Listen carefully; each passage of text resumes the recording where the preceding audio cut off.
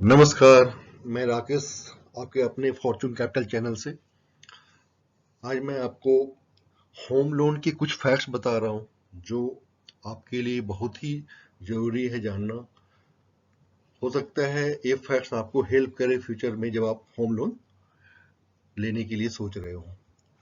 और ये फैक्ट्स आपको आप इसको नजरअंदाज कर सकते हैं। कुछ फैक्ट्स हैं, जैसे कौन सा बैंक और एनबीएफसी या एमबीएफसी जो भी आपको सूट करता हो। दूसरा, टेन्योर। टेन्योर बहुत इंपॉर्टेंट रोल अदा करता है जब आप होम लोन लेते हैं। कितने टाइम का लेने चाहिए, क्या आपकी एलिजिबिलिटी है, उसके अकॉर्डिंग टेन्योर आपका डिसाइड करना पड़ता है।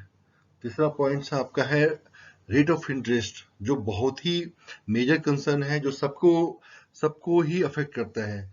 और ये आपको जानना पड़ता है कि किस रेट ऑफ इंटरेस्ट पे आपको होम लोन मिल रहा है।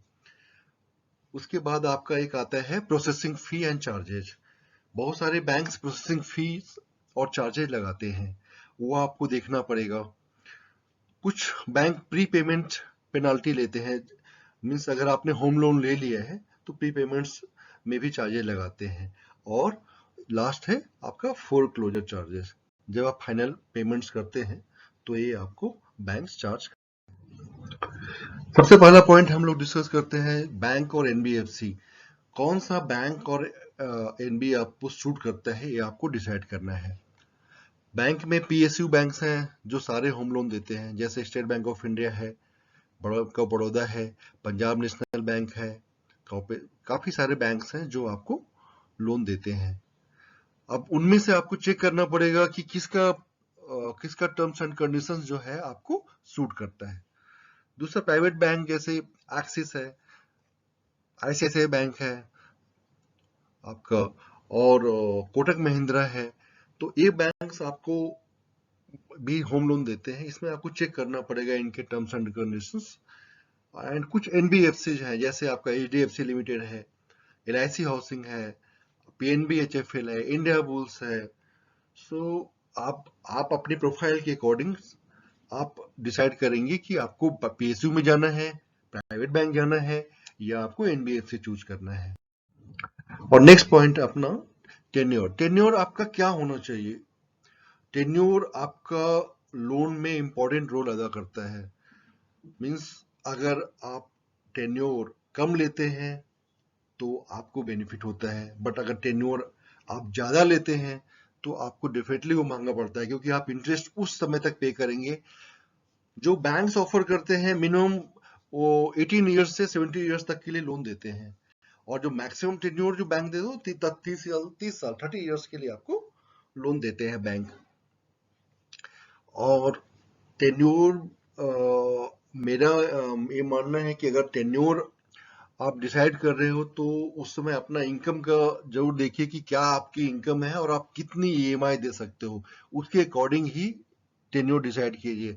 अगर आपकी इनकम में थोड़ी सी भी प्रॉब्लम हो तो आप लॉन्गर टेन्योर लीजिए, और अगर इनकम में आपकी सही है तो आप उसको शॉर्टर टेन्योर ले सकते हैं, जिससे आप काफी सारा रेट ऑफ इंटरेस्ट आप जो है बचा सकते हैं। नेक्स्ट पॉइंट है हमारा rate of interest. Rate of interest definitely एक बहुत बड़ा पॉइंट है जहां पे आप अपने रेट ऑफ इंटरेस्ट के थ्रू काफी सेविंग कर सकते हैं। जैसे आपको बहुत सारे पीएसयू बैंक के काफी लो रेट ऑफ इंटरेस्ट होते हैं। कुछ एनबीएफसी भी, जैसे एचडीएफसी, वो भी आपको रेट ऑफ इंटरेस्ट लो देती है। कुछ एनबीएफसी के रेट ऑफ इंटरेस्ट ज्यादा होते हैं। सो ये आपको चेक करना पड़ेगा 3-4 गवर्नमेंट बैंक से या प्राइवेट बैंक और एनबीएफसी से कि आपको रेट ऑफ इंटरेस्ट कौन सा सही दे रहा है, उसके अकॉर्डिंग ही आप अपने डॉक्यूमेंट सबमिट कीजिए। दूसरा, आपका सिविल स्कोर। सिविल स्कोर जरूर चेक कीजिए, बिकॉज सिविल स्कोर के बेस पे ही आप बैंक से निगोशिएट कर सकते हैं। आजकल बहुत सारे बैंक्स आपको सिविल स्कोर के बेस पे रेट ऑफ इंटरेस्ट दे रहे हैं, तो सिविल स्कोर आप जरूर देखिए before submission of your documents. Some banks आपको प्रोवाइड कुछ डिस्काउंट देते हैं। वो डिस्काउंट्स क्या होता है कि अगर आप घर ले रहे हैं और कोई वुमेन या आपकी प्रॉपर्टी में आप उनका नाम रख रहे हो, तो आपको 0.05 का बेनिफिट देते हैं, तो वो आपको एक्स्ट्रा डिस्काउंट देता है, जैसे स्टेट बैंक ऑफ इंडिया आपको देता है। सम बैंक्स आपको लोअर इंटरेस्ट देता है अगर आप 30 लाख का लोन लेते हैं। सो ये भी आप एक कंसर्न है। अगर आप देखिए कि आपकी रिक्वायरमेंट क्या है, अगर आपकी रिक्वायरमेंट ज्यादा है तब तो कोई बात नहीं, लेकिन अगर 30 लाख तक है तो आप लोअर इंटरेस्ट का बेनिफिट उठा सकते हैं। नेक्स्ट पॉइंट हमारा आता है प्रोसेसिंग फी एंड चार्जेस। ये आपका वन टाइम चार्जेस होता है, लेकिन कॉस्टली होता है, बिकॉज ये 0.25 से लेके 0.40 तक या 0.50 तक बैंक चार्ज करते हैं। सो बहुत बड़ा पॉइंट है, आपको चेक करना पड़ेगा बिफोर फाइनलाइजेशन ऑफ अपना बैंक्स। बहुत सारा बैंक नील प्रोसेसिंग फी भी चार्ज पे आपको लोन दे देता है, वो आपको चेक करना है कि ऑफर क्या है।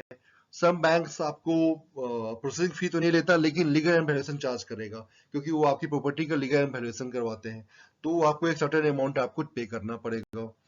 कुछ बैंक्स ओनली जो फाइलिंग फी के नाम पे आपको चार्जेस लेते हैं, वो आपको फाइलिंग फी उनसे चेक करना पड़ेगा कि कितना फाइलिंग फी ले रहे हैं। एंड कुछ बैंक्स आपको मे बी अगर आप अच्छे निगोशिएट करते हैं तो प्रोसेसिंग फी में बेनिफिट मिल सकता है आपको। सो ये आपको देखना पड़ेगा 3-4 बैंकों से और एनबीएफसी की किसके प्रोसेसिंग फी और चार्जेस जो हैं वो नील है या सबसे लोवेस्ट। आपका नेक्स्ट पॉइंट आता है प्री पेमेंट चार्जेस।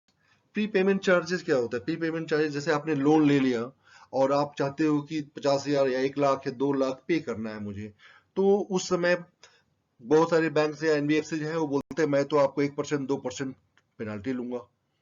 ठीक है, कुछ बैंक प्री पेमेंट चार्जेस पे कुछ नहीं लेते, जैसे आपका स्टेट बैंक ऑफ इंडिया कोई चार्जेस नहीं लेता, मैक्सिमम पीएसयू नहीं लेते हैं, बट कुछ बैंक्स हैं जो चार्ज करते हैं। ये आपको प्री पेमेंट चार्जेस का आपको बिफोर फाइनलाइजेशन ऑफ बैंक्स आपको ये ध्यान रखना है, और जब भी आप डॉक्यूमेंट सबमिट करो तो उसके पहले आप प्री पेमेंट चार्जेस क्लियर कर लो। ये इससे आप अच्छा खासा अमाउंट सेव कर पाओगे। नेक्स्ट पॉइंट है हमारा फोर क्लोजर चार्जेस। सपोज आपने लोन लिया 30 साल के लिए, बट आपके पास पैसा आया और आपने 5 साल में उस लोन को पे करने जा रहे हैं, तो कुछ बैंक्स होंगे जो बोलेंगे नहीं मैं तो आपको 1% या 2% चार्ज करूंगा पूरे आपका जो भी आपका फोर क्लोजर जितना अमाउंट आप पे कर बच रहा है आपका। तो उस समय आपको ये before submission of any documents to bank ये आपको चेक करना पड़ेगा कि क्या कोई फुल चार्जेज आप चार्जेज है क्या उस बैंक का। दूसरा आरबीआई गाइडलाइंस बोलता है कि बैंक्स कोई चार्ज फोरक्लोजर चार्ज नहीं कर सकता है, ठीक है, तो वो आपको एक चेक करना पड़ेगा। दूसरा, अगर बैलेंस ट्रांसफर करवा रहे हैं किसी दूसरे बैंक में, उस केस में भी आपका एक फोरक्लोजर चार्जेज एप्लीकेबल नहीं है। एंड आपको एक बार ये सारी चीजें आपको बैंक से और एनबीएफसी से चेक करना पड़ेगा। ये सारे फैक्ट्स आपको काफी इम्पोर्टेंट है और ये आपको एक बार चेक करना पड़ेगा, और बिफोर सबमिशन ऑफ डॉक्यूमेंट्स और बैंक फाइनलाइजेशन आप इन फैक्ट्स को जरूर ध्यान में रखिएगा और इसका बेनिफिट उठाइए। Thank you very much.